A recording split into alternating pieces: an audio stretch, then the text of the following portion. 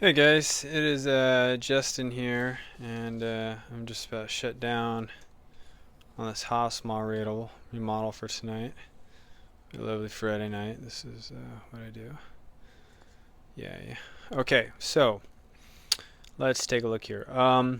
When you're doing a house remodel, you are going to need knives. You're going to find out that knives are going to be very important for a lot of things. It's just always good to kind of have one on you at all times. So this is currently what I have. I'll show you.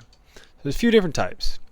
You have these pieces of crap that you can pick up basically anywhere, but they usually put it by the register, kind of one of those last minute purchase buys. But it's just a disposable knife. They are great. I mean, like great for cutting cardboard. So if you are somebody that buys a lot of shit from Amazon, this knife right here will get you by. It's very good for that. Now, why do I feel like Eric Stoltz in Pulp Fiction right now when he's trying to sell John Travolta heroin? He's like, but this one's a madman. This one will knock you off your ass. Okay, anyways, so let's move up. Actually, I think this is the pecking order sort of things. So your next step up is your utility knife. My dad had like two or three of these Stanley type knives, and when they work great. Um, so the thing is, it has this kind of blade. That's what it uses. Is inside of it. It's very sharp. Great for boxes. Great for cutting. Pretty much just about anything. The only bad part is that the blades do get dull quickly, and then what you'll do is you can flip the blade, like in this one here. You'll take the blade, take it out. Whoops. And you flip it. Okay. And then boom. Done. Now you have a new blade. And then when that's all done, you can go put in a whole entire new blade there. I think that either of these two is a step up from this. This one's a step up from that one, and this one is definitely a step up from here. This is a good knife. This is a good solid knife. I don't mind it. Well, I feel good when I got this one next to me.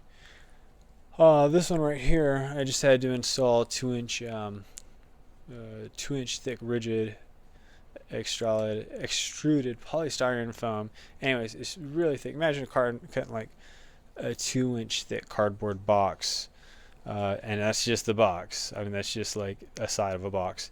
That's what it was like. So it's just got a longer blade, and as things go, you're just supposed to knock it off like that one. It's just this one on steroids. It does come in handy, I will say, when you need to cut thicker pieces of material.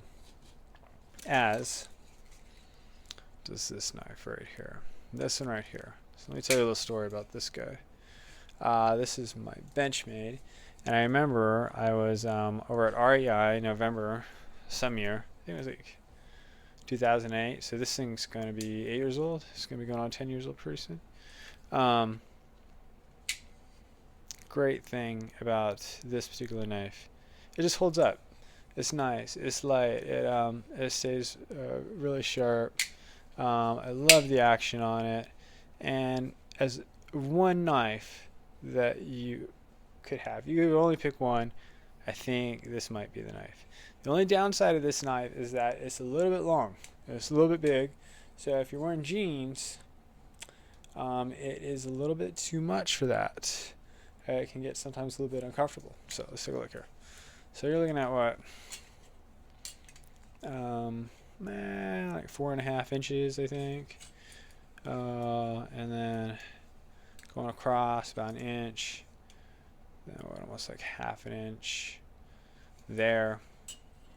It's just kind of too bulky with the wallet, the cell phone, and all that stuff when you're wearing jeans. So if you have to go out for the day and you're going to be out about urban environment or maybe even at work, this knife right here is a great knife.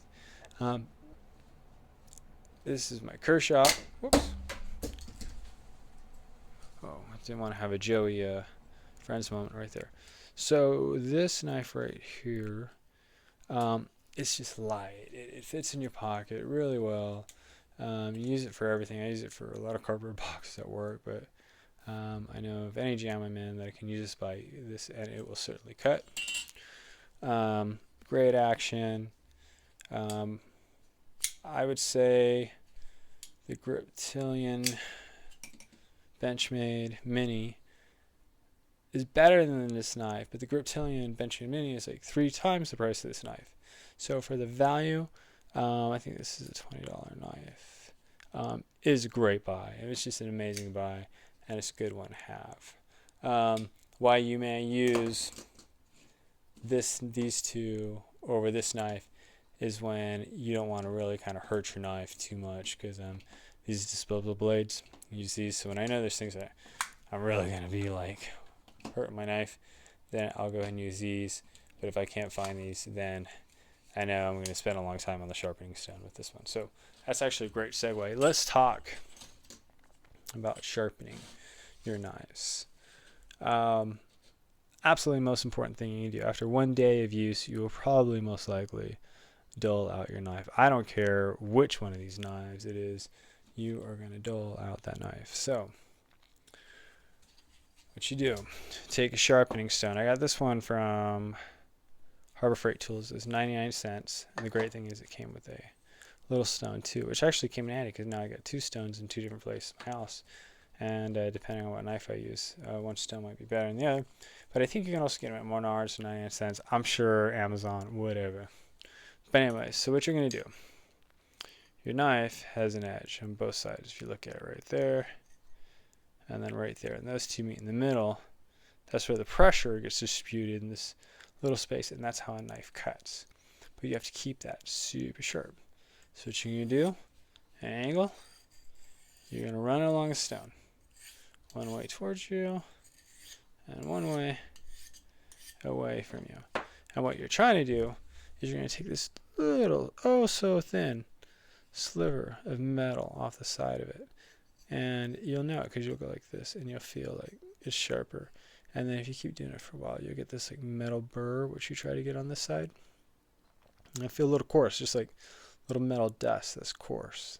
That comes from this side over to this side of your knife. And then you know you're getting pretty close. Once you get that burr, just gently just kind of take the burr off, and you're good to go. And then I would take these stones, and I'll go down all the ones that I use for the day, and I sharpen back up so they're good and ready for tomorrow, and they're also clean, because as you run them back and forth across these, they get clean. Now you say, so I don't have these sharpening stones. Well, that's okay. You do not need these stones to sharpen your knives. A lot of different ways you can sharpen your knives. You can use, what do I have here? Oh, I have a nail file. You can use a nail file. Okay, and that actually will sharpen your knife, and if anything, it'll definitely get it cleaner. You can use sandpaper. Sandpaper here. Sandpaper is a fine choice. If you have these sandpaper on the suspension blocks, you can use those too. That'll sharpen your knife, and it'll clean it off. And actually, one of my favorites, and it works quite good. I mean, this to me has been the best, but this is not too bad either. You're going to run it across that rough edge of your coffee cup. And that is going to clean and really sharpen your knife. And you go down this and do it with all of them. Like these disposable blade ones, they don't have to be disposable. They totally don't have to be disposable. Like, you can extend the life of these things for quite some time if you just maintain them. I mean, eventually, if you cut something really bad, I mean, you're going to have to bite the bullet and just throw them away. But you would be surprised how much longer these last if you just maintain them. So, people, love your knives, but just remember that, as a wise man once told me, a man is only as sharp as his knife. So please, stay sharp. Take care of your knives. Thank you.